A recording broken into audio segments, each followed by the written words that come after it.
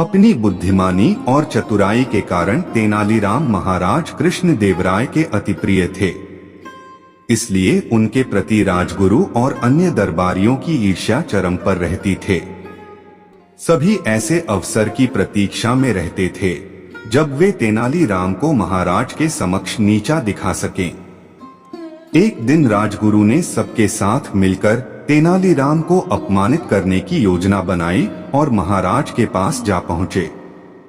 उन्होंने महाराज के कान भरते हुए कहा, महाराज, क्या आप जानते हैं कि तेनालीराम के पास वह विद्या है जिससे लोहा भी सोना बन जाता है। यह बात सुनकर राजा कृष्णदेव राय के सोचा कि इस विद्या का उपयोग प्रजा की भलाई के लिए होना चाहिए। वे राजगुरु से बोले, ठीक है, इस बारे में तेनालीराम से बात करूंगा। अगले दिन उन्होंने तेनालीराम को राजदरबार में बुलाकर पूछा, तेनाली, मुझे ज्ञात हुआ है कि तुम्हारे पास लोहे को सोने में परिवर्तित करने की विद्या है और उसके प्रयोग से तुमने बहुत सारा धन इकट्ठा कर लिया है। राजा की बात सुनकर तेनालीराम समझ गया कि अवश्य ही यह राजगुरु की नई चाल है।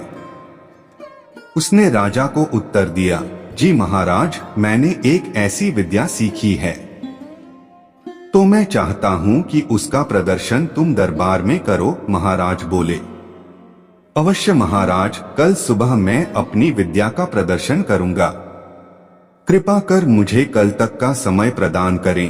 राजा कृष्णदेव राय ने तेनालीराम को अगले दिन तक का समय दे दिया। अगले दिन राजदरबार भरा हुआ था। लोग लोहे को सोना बनता हुआ देखने के लिए जमा थे।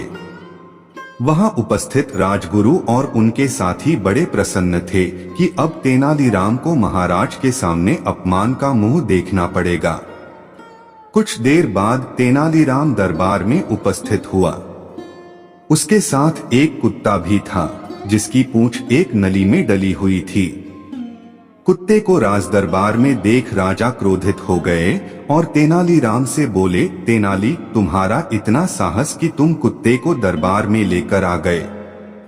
महाराज, मेरी धृष्टता के लिए क्षमा करें, किंतु मुझे कोई भी सजा देने के पूर्व कृपा कर मेरे इस प्रश्न का उत्तर दें। तेनालीराम हाथ जोड़कर बोला, पूछो महाराज, कितने वर्षों तक कुत्ते की पूंछ को नली में डालकर रखने पर वह सीधी हो जाएगी? तेनालीराम ने पूछा।